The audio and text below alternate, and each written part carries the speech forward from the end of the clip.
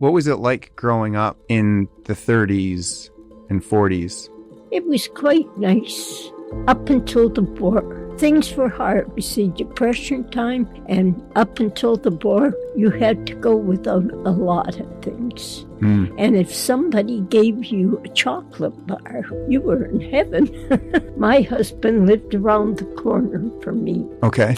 He delivered groceries on his bicycle, and I would see him quite often. Going back to the war, what was life like at that time? Well, there was a lot of rules that you had to obey. Being a young person, if you didn't obey those, somebody was going to go after you. Did you ever have any health struggles growing up, or were you pretty healthy? I think I stayed pretty healthy. I just think it led a very normal life. If you stepped out of line, you not only had a father to tell you, but you had two sisters to tell you. What types of food did you like to eat? Did you eat, junk food? Oh, heavens no. Okay. You didn't know what junk food was. Respect is the first thing. Okay. Make sure that you can respect somebody. In this episode of the Gut Gang podcast, I sit down with a centenarian. That's right. Norma is in her 103rd year here on earth. I met Norma at St. Luke's Parish Church Hall. This is in Burlington, Ontario. One of the administrators that I work with, that I host a lot of my events at, she said, "Brendan, I know that you are in with health and you're interviewing all sorts of experts. I think you might like to interview a woman named Norma." And so she told me all about her, and I said, absolutely.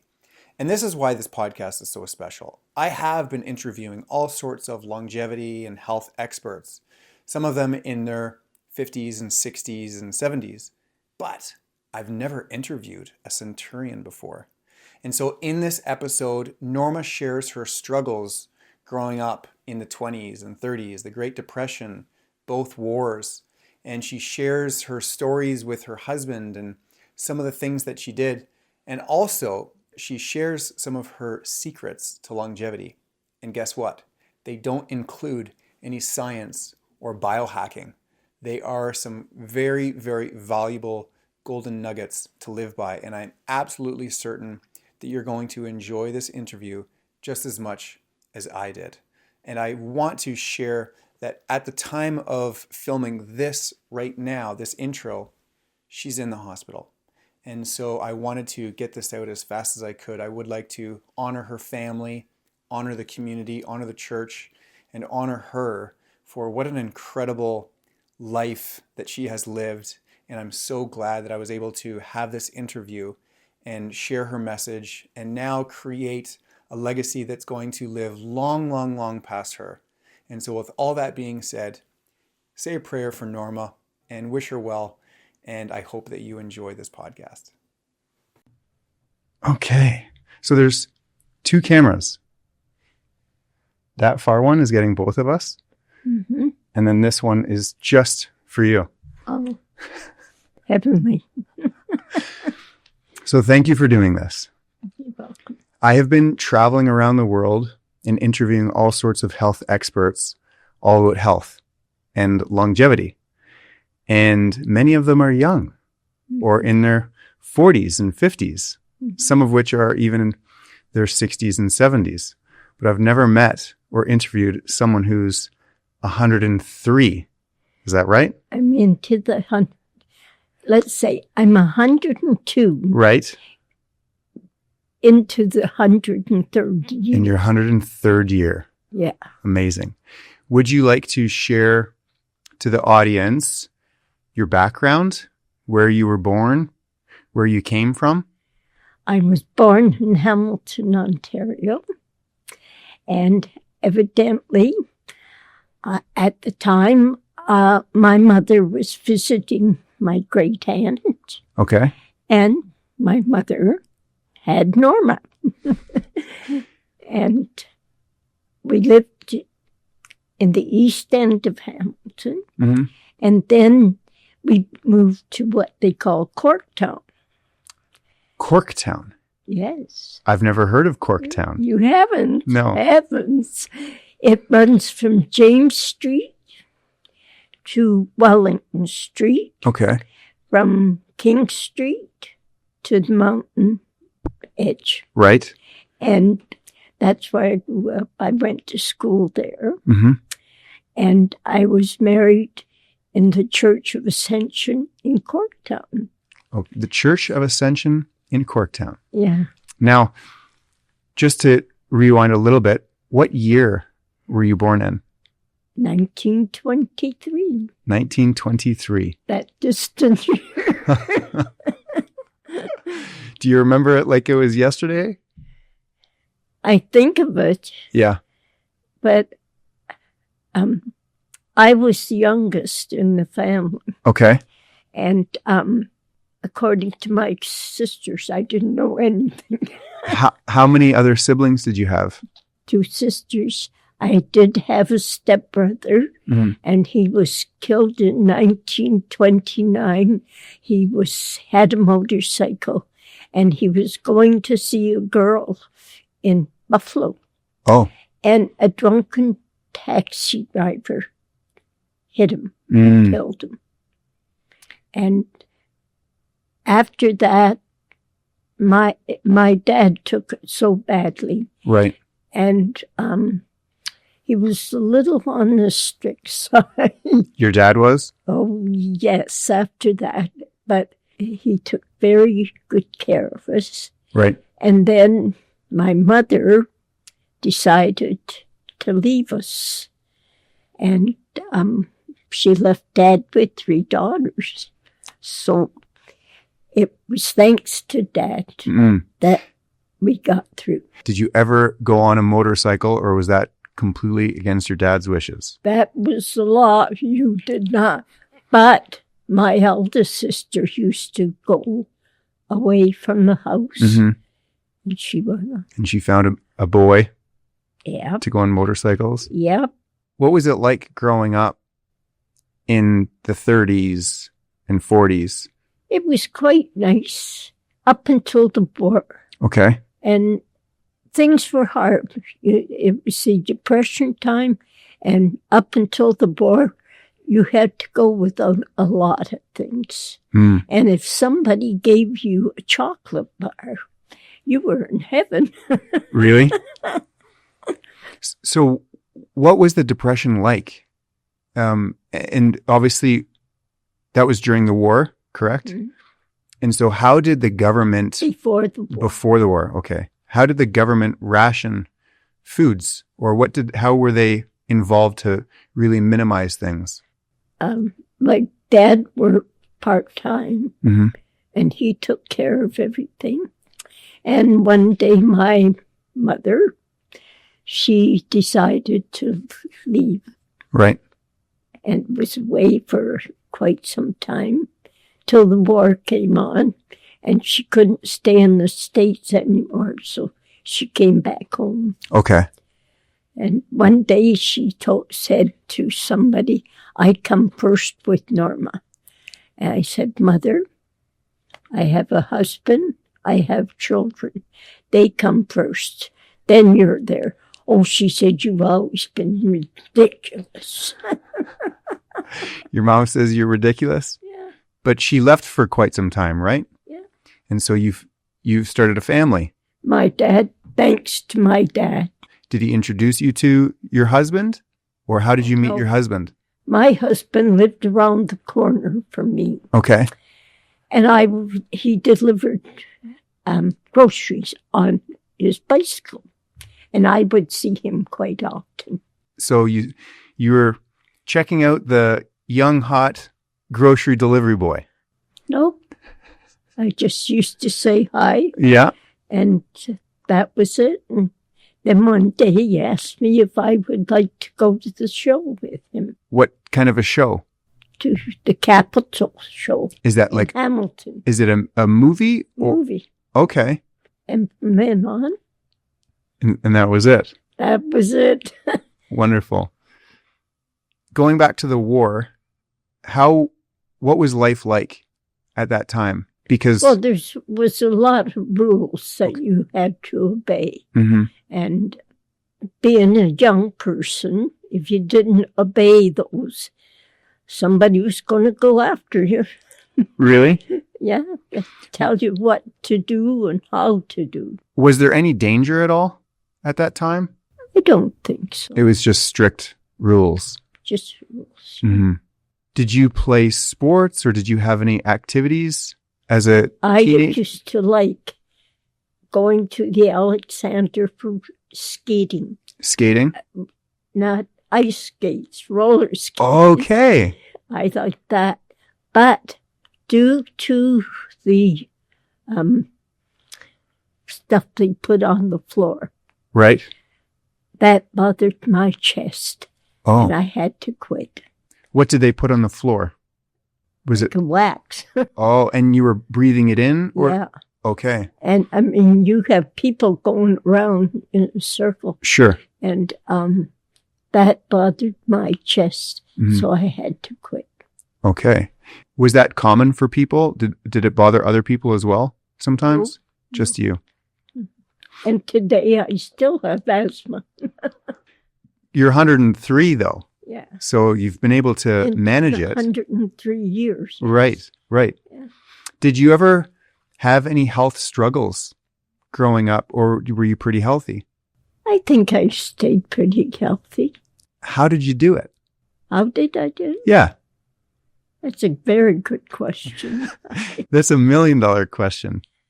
I think a lot of people would love to know your secret. I just think we led a very normal life. Mm-hmm. And if you stepped out of line, you not only had a father to tell you, but you had 2 sisters to tell you. How much older were your sisters? One, Stella, was next to me. Okay. She was 11 months between us. And Ruby would be about 2 or 3 years older than me. And she looked after you too? Oh, yeah. Were they strict on you? If anything went wrong, they said Norma did it. Sure, blame it on the youngest. Yeah. So going back to food, what types of food did you like to eat? Did you eat, junk food or? Oh, heavens no. Okay. You didn't know what junk food was. And even if you did, money was so short that you wouldn't have money to buy. Got it. If somebody gave you a chocolate bar, you were happy. And would you try to preserve it and make it last a long time? So what was considered junk food that you didn't eat and then maybe other kids did? Popcorn. Popcorn? Yeah. Couldn't take popcorn. Couldn't eat it? You didn't get it? No. What about pop or soda? Was that common? Yeah, but like you didn't have it constantly. Like if I shoveled snow and got money, then I could buy. And that was it. That was a treat. Yeah. So maybe once a week? Once a month? Once a month. Once a month. Yeah. Okay. What about travels? Did you ever travel anywhere or visit any places? No. You stayed local? We had to stay home. Right. Because of the war? Yeah. And what about afterwards? What happened? I got married during the war. Mm-hmm. And my husband was stationed out in Parish Church, Manitoba. Okay. And I went out to live there. How long did you live in Manitoba? About a year and a half. Mm-hmm. And then my husband got posted overseas, and I came home. Was it very common for women and wives here in Ontario for their husbands to be posted and then had to leave for the war? Very common. Very common? That must have been stressful. Or was it stressful? How did it affect you? You had to go with it. It was easier rather than think things.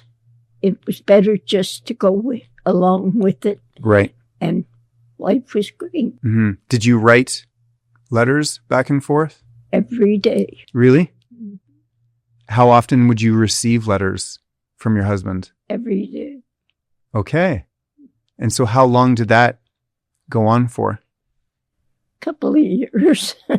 Wow, that's a long time. Well, but I went out to live in Portage La Prairie, Okay. which was close to where he was posted. Right.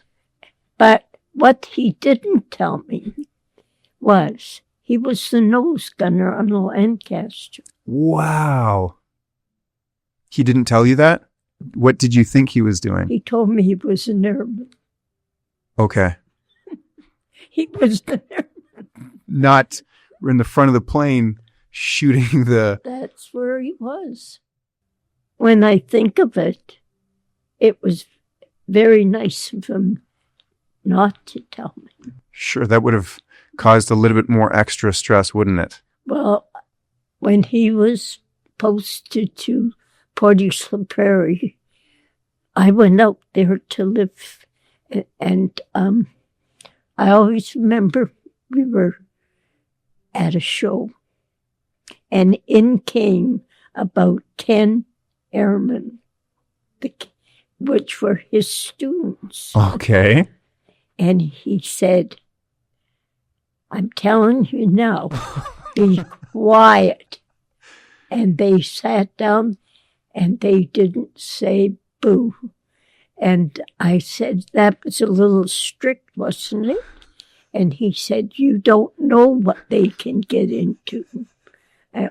Oh, okay.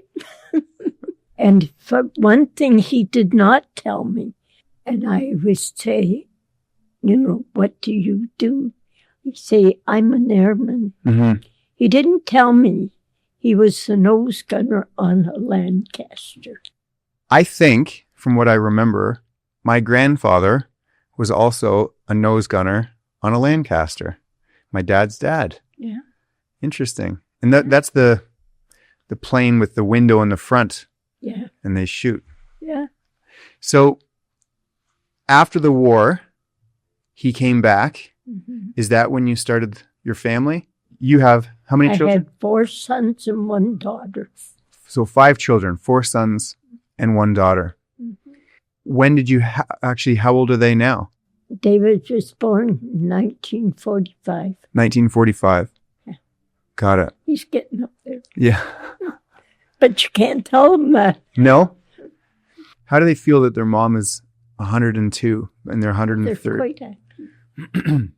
Are they local? Do they come and visit you? David's in Hamilton. Kathy's in Nova Scotia. Mm-hmm. And Glenn's in British Columbia. That's kind of far. Mm-hmm. What's your secret to longevity? I couldn't tell you, but I wouldn't know. Well, my father was partially Indian. Okay. And everybody says, it's your Indian blood. Okay, that's it. I don't know. I had one aunt that lived to 101. Mm-hmm. My mother's family. My mother was one of 10 children. Okay. Big family. You've been around a long time. You've witnessed a lot. So many changes with science and technology. What would you say was one of the biggest exciting things that you got to witness or experience? The first time I could go on an airplane. Was it? That was it. Was that flying to Manitoba or was that somewhere else? I went by train. The planes didn't go out there at that time. Oh, because the war. Yeah. Of course. Okay. But it was a train ride. And so the train, what about the plane? Where did you fly for your first plane trip? I probably went south, which I like to do. Yeah. So my traveling days are over. Thank you. So the plane was remarkable, a big thing for you. Yeah. What else did you get to experience that was really, sensational? Can't think. Or there were so many. Life was just interesting.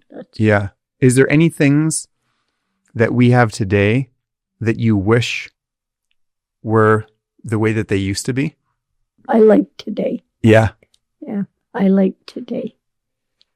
That's an interesting perspective. Sometimes people might wish they could go back, but you don't want to. You're happy with where you're at. I want to go from day to day. Yeah. Well, actually, I remember when I asked you what your secret was, one of which you said when we were speaking last time, you do crossword puzzles. I do word search. Word searches. Yeah. And you do that every day, right? Yeah. What else do you, what are your other activities? I knit. Okay. Read. What do you like to read? Short stories. Stories? Yeah. Do you have any regrets? Not really. No. I had a good life. Mm-hmm. Went through a couple of steel companies when they were on strike. Right. And I think it was just, you got used to it. Right. Just deal with the times. Well, the thing is, if he'd had to stay in there, I was used to it because with him being away during the war, right. I got quite used to being by myself. Mm-hmm. But with children, you have company. Right. Now, that's actually something I'd like to ask you is some people don't do well being alone and some people do. So is having relationships and loved ones around you important for longevity and for a long life, or can you do it sort of on your own? Well, I like living on my own because I think growing up, it was a time where you moved in with your parents. Right. And I didn't want that. Right. I did go home. My mother one day just took off, mm-hmm. and I went home with my father. And up until he died, he lived with us. Okay. So you lived with your dad all the way? Yeah. Growing up? Yeah. And so that's why you like to be alone now? My mother, said to him, "Which one would you like to live with?" And he said, "Norma." They didn't ask me. They told me. Oh. So he came. My dad was very good with us. Right. And the kid, David and Dad were glued together. Mm-hmm. And he was very loving and very good to us. Got it. I'll ask two more questions, and I know we've got lunch to go to. If you could say a message to the people of today, teenagers or young adults, what would you like to share to them? Be more respectful. Be more respectful. Yeah. I find some teenagers they just don't have respect for people. Mm-hmm. And that bothers me. Do you have an idea where that comes from? I don't know. Because I mean, when I was growing up, it was sit down and share and shut up. That was it. Right. Pretty simple and straightforward. Right. And if you didn't, would you get the belt or the magic spoon? Or no, we just get a stare. And that's sometimes even the worst because you've disappointed them, isn't it? So when you say be respectful, does it mean be respectful for themselves or? No, to people. Right. Because you see some teenagers today, mm-hmm. they're not. Yeah. How do you think that they can learn these lessons? How do you think that they can change? Does it start with the parents? They have to start with the parents. Yeah. you can follow your parents. Mm-hmm. Like my mother walked out one day Right. and was away for quite a long time. Then she came back, and one time she said, "I come first with my Norma." And I said, "Mother, my husband comes first, and then my children, Mm-hmm. and then you." Yeah. And she said, "You've always been difficult." So maybe, but is that, no, that's just because she was away for a long time, Yeah. and you started your family. My father, evidently, when I went to live in Portage La Prairie, Mm-hmm. my father thought I was going to the end of the earth. And he took me to the train, saw me on the train, and then he went to his club, and one of the men had to take him home. He cried so hard. Oh, because he was seeing his daughter off, sort of. Yeah. When my mother left, she said, "Which one do you want to live with?" He said, "Norma." And that was the end. I didn't have a choice. You didn't have a choice, No. but that was okay at the It end. was wonderful to us. Yeah. So family is high on your values, right? Yeah. One more question. What's that? I, along with many, many people, are on the hunt for a long life. A lot of people want to live a long time. Mm-hmm. How can we do that? Take one day at a time. Take one day at a time? Yeah. What does that mean to you? I'm here today. Mm-hmm. Will I be here tomorrow? When your time comes, that's it. Did you plan to have a long life, or was it a part of your mind that you knew? I thought you died at 65. Really? I did. So you thought you were going to die even at 65? I thought when I get into my 60s, I'll probably die. Okay, so 61, 2, 3, 4, 5, 6, they came around. And what were you thinking then? Think about tomorrow. Yeah. Take one day at a time. Right. Be in the moment. And appreciate people. Appreciate people, Yes. especially family. Family, but also your friends Mhm. and people outside. Right?